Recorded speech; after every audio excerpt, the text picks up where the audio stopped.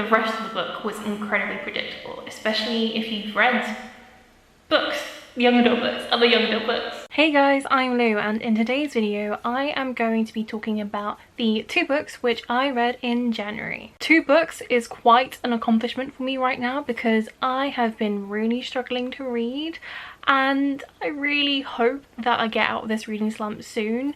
If you have any recommendations as to which books I should read or how to get out of this reading slump, I would really appreciate it because it's killing me only being able to read 2 books in January, and one of them was a manga. Sad times. The first book which I read in January was The Ravens by Kass and Danielle Paige. This was the Illumicrate book for December of 2020. Gosh, 2020 is over. The Ravens is essentially like Gossip Girl meets Pretty Little Liars meets Witches. It follows 2 characters. It follows Viv and Scarlett. Viv has a very eccentric mum. She does like tarot card readings and probably is like a modern day witch. But Viv is like, get me the hell out of here, I need to go to college. So she does. And that's against her mother's wishes.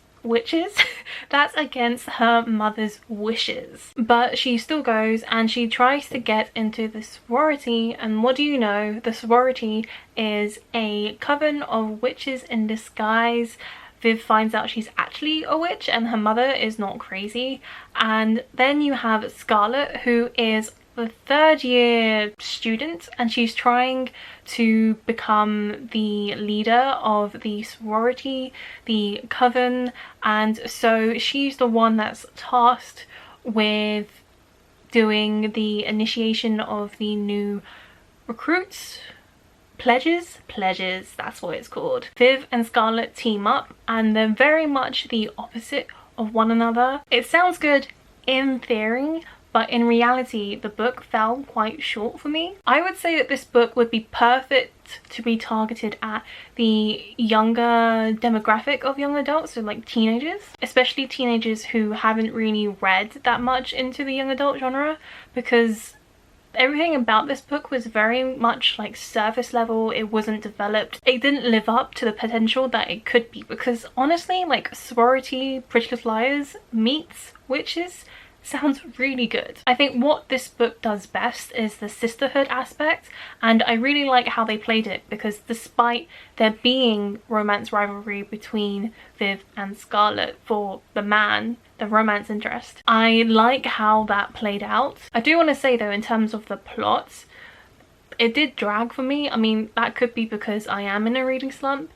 but I think it would have dragged regardless. There are obviously twists and turns within the mystery, and there was one twist which did surprise me. I just don't really know how well it was executed, the twist. I am contemplating on whether or not it's actually a plausible twist. Yeah, I feel like it just about hit my suspension of disbelief. I was like, I don't know if this works, but I'll accept it. But apart from the one unpredictable twist, the rest of the book was incredibly predictable, especially if you've read books, young adult books, other young adult books. I also thought this book didn't really hit like the spooky atmosphere. I'm very much a mood reader, and when I read this book I was like, if I was reading this in Halloween I would be disappointed. With it involving witches and a murder mystery and magic, like, you think it would be far more spooky than it was, but it didn't even hit that atmosphere for me. Like, I wasn't scared, I wasn't tense, I wasn't worried about the characters,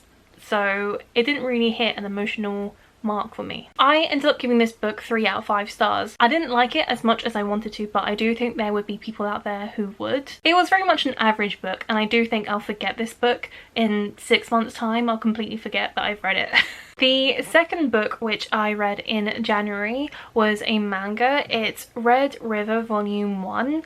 Rachel from Let Me in the Library picked this book. Me, Rachel and Lois from Lo-chan Reads and Book Reviews. I think that's Lois's full channel name. I'll link both their channels down below. I love them. We have a manga book club.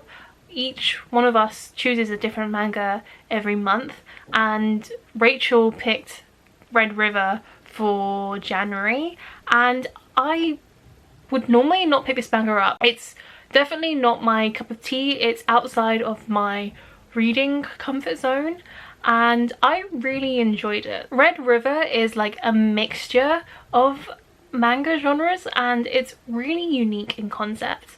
It starts off like a shoujo, like high school romance, and then it goes into like fantasy, sci-fi, time travel. It follows a girl called Yuri, and she is in Japan. She's living her best life. She's 14 years old. She's in like school. I was about to say high school, but I don't think high school starts that early.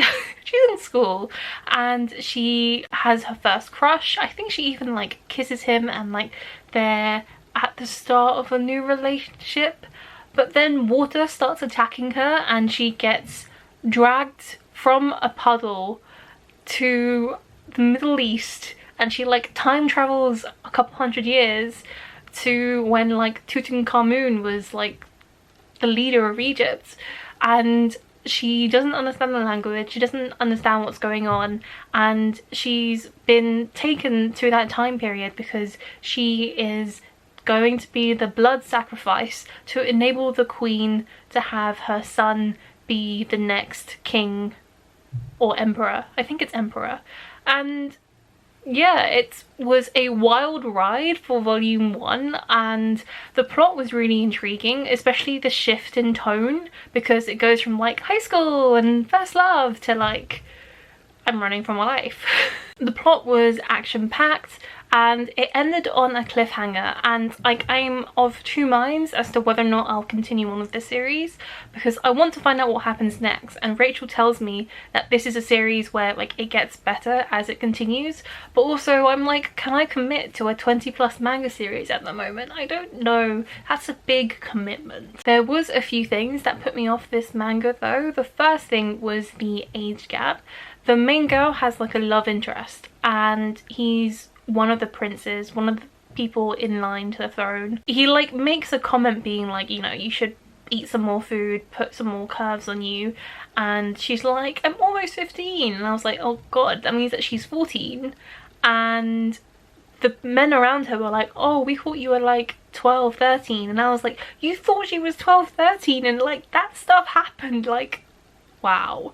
I mean, you could make the very weak argument that she's transported to a time where she's almost an adult, but I was like, it still made me feel very uncomfortable in some scenes, and I was discussing it with Rachel and she was like, yeah, that's probably the most problematic aspect about this book, and it is one of the things which is stopping me from wanting to continue because it just unnerved me. The other things which I think put me off this manga was the fact that I'm in my reading slump, so it does take a lot for me to enjoy a book at the moment because I'm struggling with reading. It took me like 2-3 weeks to read this one manga that I think is 188 pages, so it's like not even that much, and manga doesn't have that many words, so you can see like I'm really struggling with reading at the moment. So I do think that could be a factor as to why I didn't enjoy this book as much, but overall I did give it 3 out of 5 stars, so it's like not a bad book. I did find it really intriguing. I just don't know whether or not I'll continue. I think this will be something that I decide after I've emerged from my reading slump, because at the moment I don't even want to read my favorite books. So those were the 2 books which I read in January. Have you guys read any of these books? Let me know your thoughts down below. Don't forget to like and subscribe, and I hope to see you guys again soon. Bye.